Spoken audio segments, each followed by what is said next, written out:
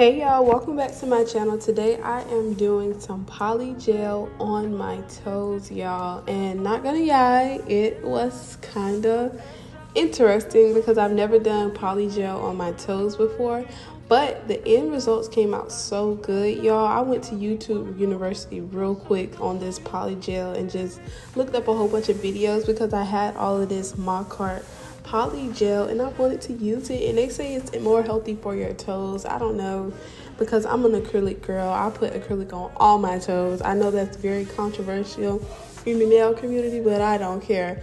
I like a crisp shape and I like how it does on all of my toes, so that's what I do. But if you're not one of those girls, then you're just not one of those girls.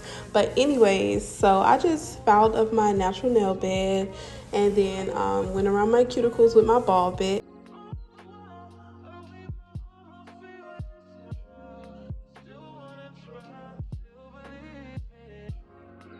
And then y'all know I had to just brush off all of the dust, and here I go again with another controversial thing in the nail world, putting tips on toes, y'all. A lot of people hate it, a lot of people love it. Me personally, I love it because I love a crisp shape, like love it so much. So I put tips on my toes, and I'm not a hard hit my feet to the wall kind of girl. Like, I'm not pushing around boots all day, so it doesn't hurt my feet to have tips on my toes, and I don't do them extra long. Now, if you're a nurse or somebody who's literally walking around on your feet all day at work, or you can't have on open-toed shoes all day long like me, I wouldn't put tips on my toes. But if you can wear open-toe shoes every day, then yeah, this is your lifestyle. But if not, no hate to the girlies whose lifestyle this isn't. This is just mine. Anyways, we're gonna prep that gets shape all crispy, and then I'm gonna go in with some top coat. A lot of people use base coat. I ain't have that, and it just looks like top coat, so that's what I used. I put some all over my nail, and then I cured it for 30 seconds, and then you'll see me just going in with the polygel.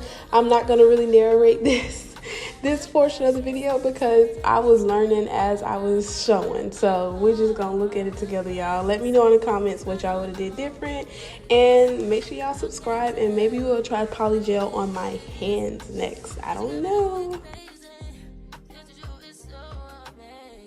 Oh yeah, just kidding, y'all. So I did cure the polygel for 120 seconds, and then I felt like it wasn't cured enough, so I cured it again. I cured it again for like 30 seconds after that, and then it was real, like the drill dust was flying when I did it. Before it was like sticky, but yeah, I just wanted to let y'all know how much I cured it for. So yeah, let me know in the comments some tips for polygel, because I know a lot of people have been trying it out, whether they're a licensed professional or not. So yeah, y'all, let's talk about it in the comments.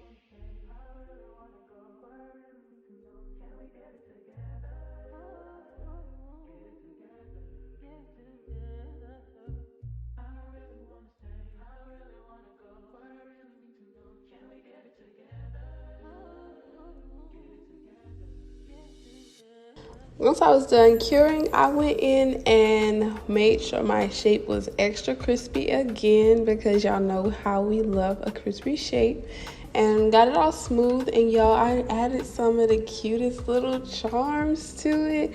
It came out so cute, y'all. And guess what? I only did one foot. I need to go back and do my second foot because it came out so cute. I cannot be walking around with one cute foot and then my other foot just don't have nothing on it. But y'all, I was so defeated by this polygel. I just did not feel like doing the other foot, y'all. I'm not gonna even sit here and tell y'all it was easy. It wasn't. It was not easy, and I'm gonna try again, and when I try again, I'll let y'all know how that goes. But anyways, I'm top coating it, getting it all glossy, and here is the final result, y'all. I hope y'all like it. Make sure y'all like, share, and subscribe, and I'll see y'all in my next video.